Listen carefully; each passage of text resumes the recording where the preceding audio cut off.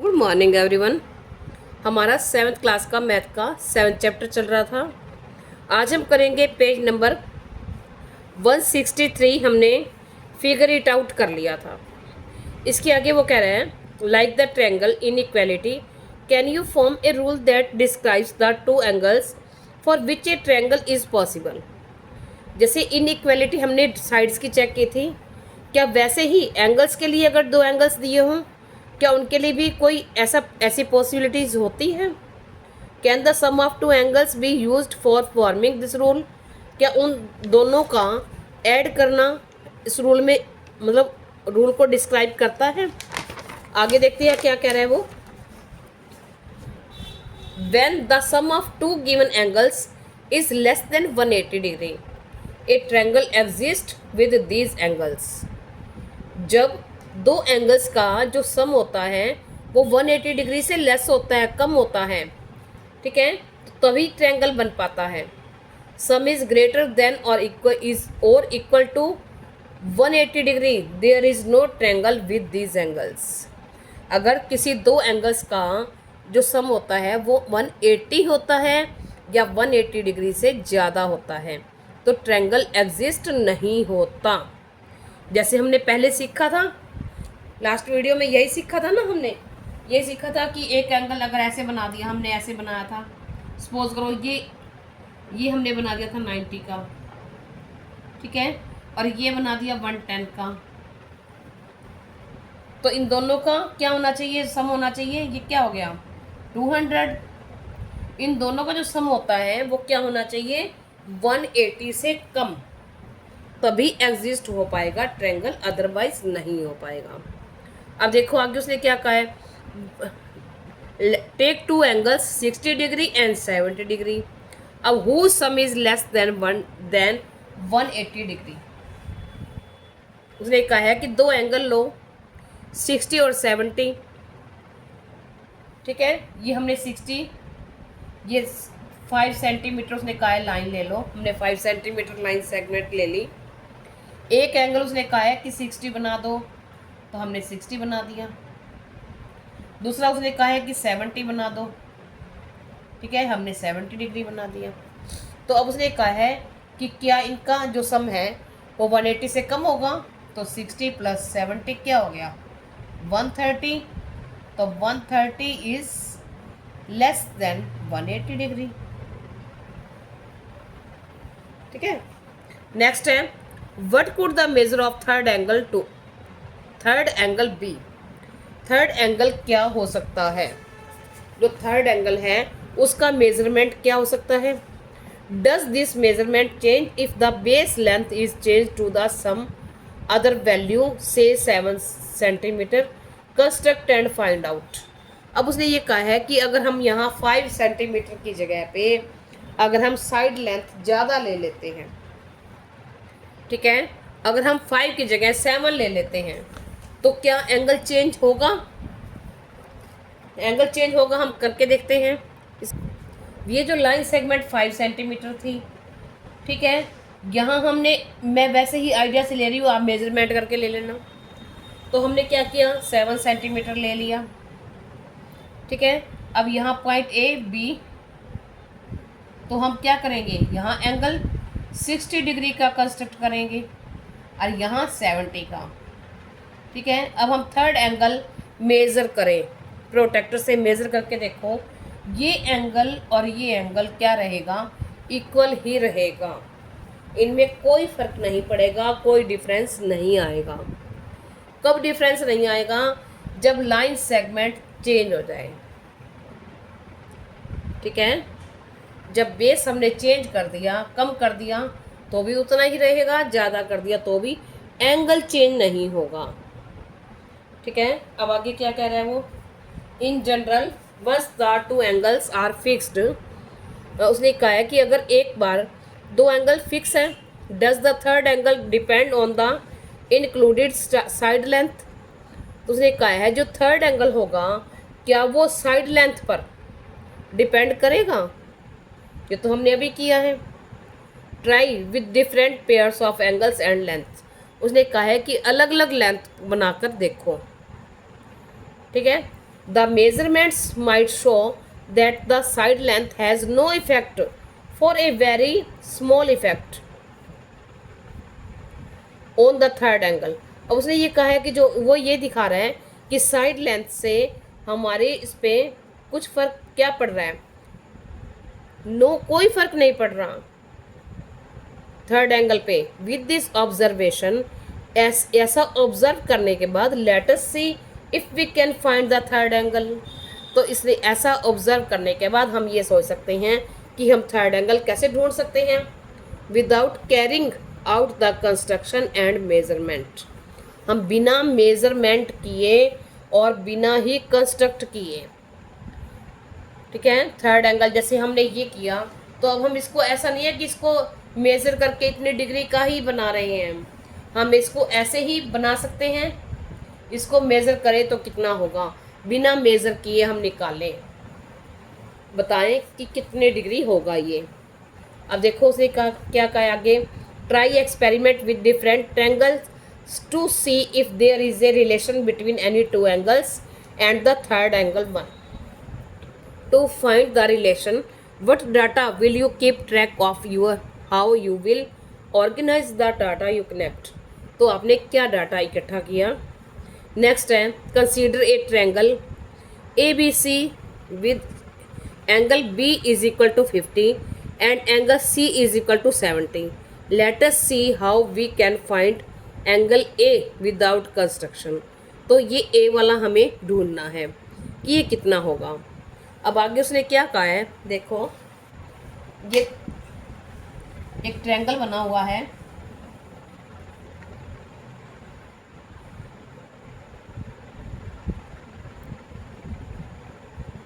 ठीक है, ऐसे ही बना दिया मैंने बिना मेजरमेंट के. ये 50 है, उसने यही तो कहा है कि बिना मेजरमेंट के, लेकिन आपने थोड़ा सा आइडिया से बनाना है. अब अगर 70 डिग्री का बनाना है तो 60 से थोड़ा सा अबव होगा. ऐसा नहीं है कि आप 70 का बना रहे हो और आप यहाँ बना दो, ठीक है, थोड़ा बहुत तो आपको आइडिया भी होता है. उसके बाद देखो, अब उसने कहा है कि एंगल सी, सॉरी उसने ये जो नेम है ये ऐसे रखे हैं ए बी और सी, ठीक है. तो एंगल ए ये बताना है कितना होगा, ठीक है, एंगल ए बताना है, एंगल ए कितना होगा, इसका मेज़रमेंट, इसको बिना कंस्ट्रक्ट किए और बिना मेज़रमेंट यानी हम प्रोटेक्टर रखते हैं फिर मेज़र करते हैं, बिना मेज़र किए बताओ तो कैसे बता सकते हैं. अब उसने ये कहा है कि अगर किसी ट्रायंगल को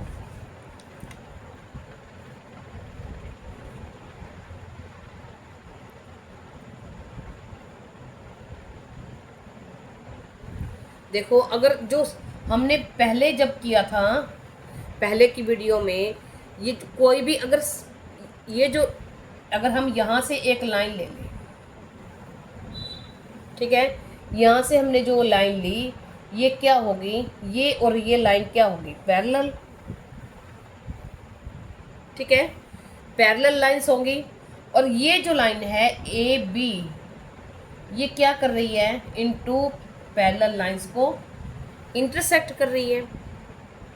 जब कोई भी एक लाइन टू पैरेलल लाइंस को इंटरसेक्ट करती है तो इसके जो ये एंगल होते हैं, ये एंगल और ये एंगल, ठीक है, इसको बोलते हैं अल्टरनेट एंगल.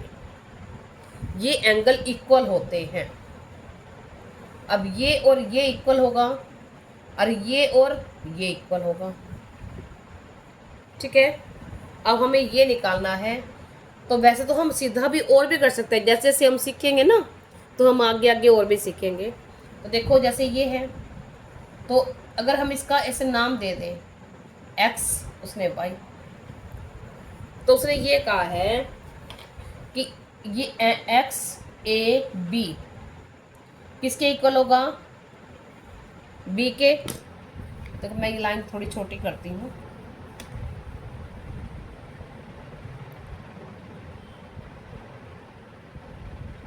देखो एंगल एक्स ए बी ये एंगल हो गया ना, एक्स एक्स ए बी, ये वाला नहीं, ये वाला, ठीक है। ये तो मैंने आपको समझाने के लिए बताया है।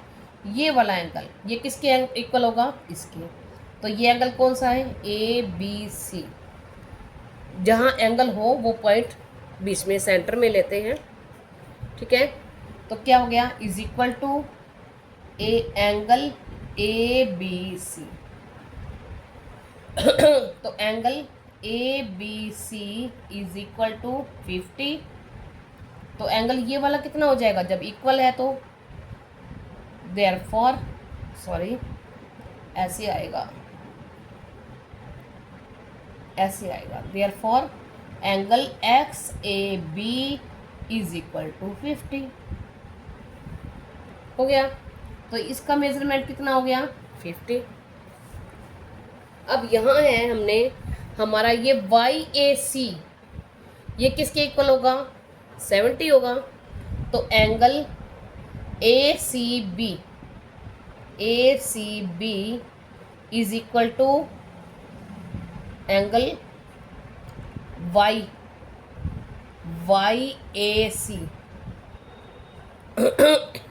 ठीक है। तो ए सी बी कितना है, angle A C B is equal to 70 degree. तो एंगल ये वाला कितना हो गया, angle A Y C is equal to 70 degree. अब हमारे पास ये हो गया, ठीक है। अब ये दोनों एंगल आ गए हमारे पास, ये और ये दोनों होते हैं अल्टरनेट एंगल, ये इक्वल होते हैं, ठीक है। अब हमने क्या किया आगे, अब हमारे पास ये दोनों एंगल हैं, अब हमें ये एंगल निकालना है, ठीक है, बी ए सी। तो एंगल हम क्या करते हैं, ये तीनों जो एंगल होंगे ये क्या है, हम इसको वैसे अलग रखते हैं। अगर यहाँ से यहाँ तक एक स्ट्रेट लाइन बन रही है तो जो ये सारे एंगल होंगे इस पे कितने होंगे, 180 डिग्री के, ठीक है। 180 डिग्री होता है ना बिल्कुल स्ट्रेट एंगल। तो यहाँ से लेके यहाँ तक कितना है, 180। यहाँ और ये दो दिए हुए हैं, ये दोनों 180 में से माइनस कर देंगे तो थर्ड एंगल आ जाएगा, ठीक है। तो देखो हम क्या करेंगे, angle X A C plus ये plus B A C plus Y A C is equal to 180 degree. तो हम लिख देते हैं स्ट्रेट एंगल, ठीक है। अब हमें टोटल दिया हुआ है तीनों का, 2 एंगल्स दिए हुए हैं, थर्ड एंगल निकाल सकते हैं हम।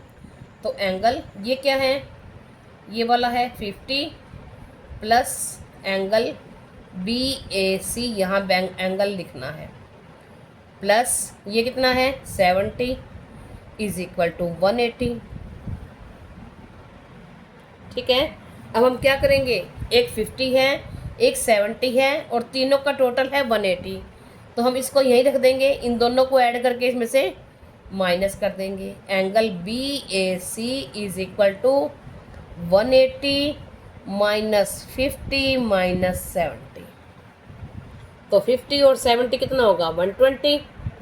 तो कितना रह जाएगा, angle A is equal to 60 degree आ जाएगा।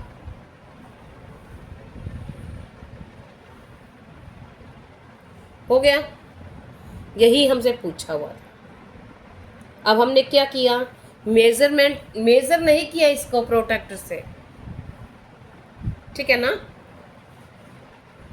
अब देखो फिर से एक बार फिर से रिपीट कर रही हूं मैं इसी को।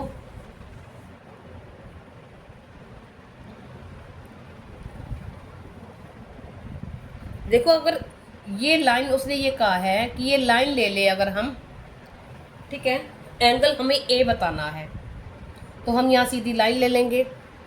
जब ये सीधी लाइन लेंगे तो ये क्या होगा, ये लाइन और ये लाइन क्या होगी, पैरेलल होंगी। हम ऐसा तो है नहीं कि यहाँ लेके ऐसे कर लेंगे या इसको ऐसा कर देंगे, ऐसा तो है नहीं। हम स्ट्रेट लाइन ही लेंगे ना। तो ये पैरेलल लाइंस होंगी। जब कोई भी पैरेलल लाइंस को कोई भी वन लाइन कट करती है, इंटरसेक्ट करती है, तो उसके अल्टरनेट जो एंगल्स होते हैं वो इक्वल होते हैं। ठीक है, अल्टरनेट एंगल यानी जैसे ये और ये। ठीक है, अब ये 50 है तो ये कितना होगा 50 अल्टरनेट एंगल। या आप इसको सीधा ऐसे भी लिख सकते हो, angle B is equal to angle, यहाँ तो पूरा लिखना पड़ेगा क्योंकि ए तो अंदर वाला है, इंटीरियर एंगल है, ये बाहर है एक्स ए। ठीक है ना, एक्स ए बी। तो angle E B is equal to 50, तो ये 50 होगा। अब ये 70 है तो इसका कौन सा होगा, इसका ये वाला, ये तो होंगे स्ट्रेट लाइन वाले, ये और ये मिला के बनेंगे 180 क्योंकि ये स्ट्रेट एंगल बन रहा है ना बिल्कुल। ठीक है, तो ये यहाँ पे इस लाइन के यहाँ और यहाँ, इसको बोलते हैं अल्टरनेट एंगल और ये इक्वल होते हैं। तो ये 70 तो ये कितना होगा 70।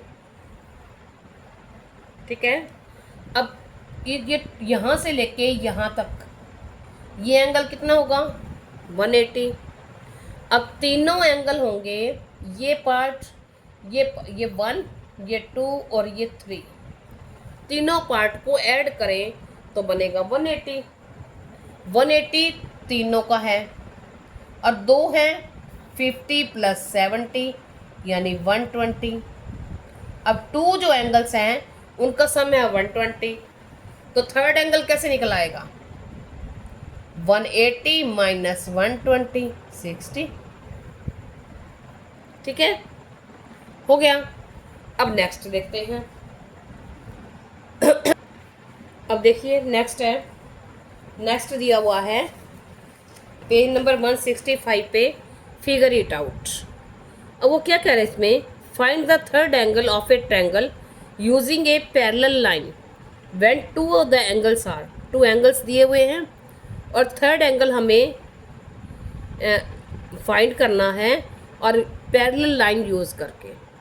ठीक है, अब पैरेलल लाइन हमने देखो, मैंने ये रफली बना दिया, आपने रफली ही कंस्ट्रक्ट करना है। अब हम क्या करेंगे, देखो इसको कट वैसे ही रब कर देती हूँ मैं। अब यहाँ से हम क्या करेंगे, पैरेलल लाइन ले लेंगे।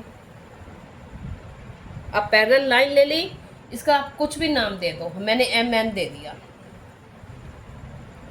ABC ट्रायंगल कंस्ट्रक्ट कर दिया रफली बिना मेजरमेंट के। 36 72 ये पैरेलल लाइन है MN। ठीक है, अब हम इसको ऐसे लिखते हैं MN, ऐसे लिखते हैं पैरेलल BC, ये साइन होता है पैरेलल का। ठीक है, अब क्या होगा, इसके अल्टरनेट एंगल इक्वल होंगे। अब अल्टरनेट कौन सा है, ये और ये, तो ये कितना होगा 36 और ये एंगल कितना होगा 72। हो गया। तो अब हम थर्ड एंगल निकाल लेंगे, ये वाला। तो अब हम लिखेंगे, पहले तो हमें अब लिख के करना है, angle ABC is equal to 36 degree, angle MAB, ये पॉइंट बीच में लिखना है, MAB is equal to angle ABC, हम यहाँ लिख देंगे अल्टरनेट एंगल, ये लिखना जरूरी है। ठीक है, अल्टरनेट एंगल। अब देखो क्या है फिर आगे, यानी ये इसके इक्वल है, तो फिर ये देखना है, तो angle MAB is equal to 36 degree. अब एक आ गया, पॉइंट 1 डाल लो, अब पॉइंट 2 डाल लो। ठीक है, तो अब इसमें क्या है, N एंगल पहले हम ये लिखेंगे एंगल ACB, एंगल ACB, ये जो पॉइंट होता है जहाँ एंगल बना हुआ होता है उसको हम सेंटर में रखते हैं। Angle ABC is equal to 72 degree. तो angle A C B is equal to, अब किसके इक्वल है, इसके, एन ए सी, ये एक्सटीरियर एंगल, तो एंगल एन ए सी, यहाँ लिख देंगे अल्टरनेट एंगल। ठीक है, तो angle N A C is equal to 72 degree. अब हम ढूंढना कौन सा है, फाइंड कौन सा करना है, एंगल बी ए सी। तो एंगल यहाँ कर देती हूँ, एंगल बी ए सी, यहाँ हम तीनों को प्लस कर देते हैं। देखो अगर हम तीनों को प्लस करें ये सारे क्या होंगे, 180। ठीक है, तो एंगल एम ए बी, ये वाला ले लो पहले, M A B, angle M A B plus angle ये वाला एन ए सी प्लस अब ये बीच वाला B A C is equal to 180 degree. ठीक है, अब जो दो हैं हमारे पास उनकी value 36 plus 72 plus B A C is equal to 180 degree. यहाँ एंगल लगाना साथ में ज़रूरी है। ठीक है, तो अब ये क्या बनेगा, इसको वहाँ ले जाएंगे माइनस कर देंगे तो थर्ड बच जाएगा। तो angle B A C is equal to 180 minus 36 minus 72, ये हो जाएगा 10 माइनस 8 2 10 7 तो 72। ठीक है, ये हमारा मेजरमेंट आ गया। इसमें कुछ नहीं करना, करना क्या है, देखो पैरेलल लाइंस के ये एंड जो अल्टरनेट एंगल है ये इसके इक्वल रख दो, फिर जो ये सारे एंगल होंगे ये सारे यहाँ से 180 होंगे स्ट्रेट एंगल। ठीक है, अब इन दोनों को ऐड करके 180 में से माइनस कर दो, थर्ड एंगल आ जाएगा। अब देखते हैं नेक्स्ट। अब देखिए नेक्स्ट पार्ट है, इसमें दिया हुआ है एंगल्स दिए हुए हैं, टू एंगल्स 150 एंड 15।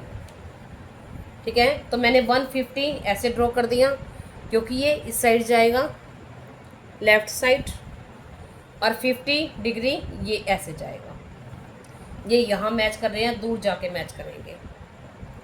ठीक है, तो हम क्या करेंगे, अब यहाँ से जहाँ से ये इंटरसेक्ट कर रहे हैं यहाँ से एक पैरेलल लाइन ले लेंगे।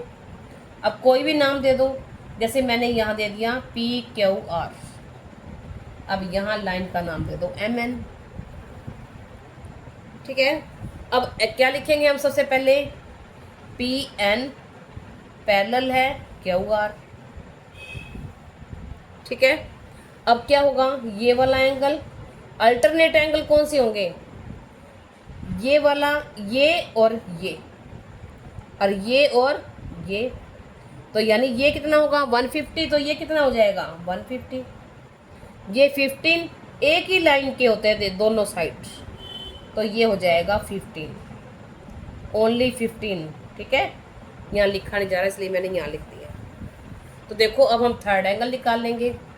थर्ड एंगल कैसे निकालेंगे, 180 माइनस 150 माइनस 15, तो क्या हो जाएगा 180 माइनस 165 बनेगा, तो ये आ जाएगा 5 और 1, तो ये हमारा थर्ड एंगल आ जाएगा। आगे इसके 2 पार्ट हैं, वो दोनों भी ऐसे ही हैं। नेक्स्ट वीडियो में फिर मिलेंगे। Thank you.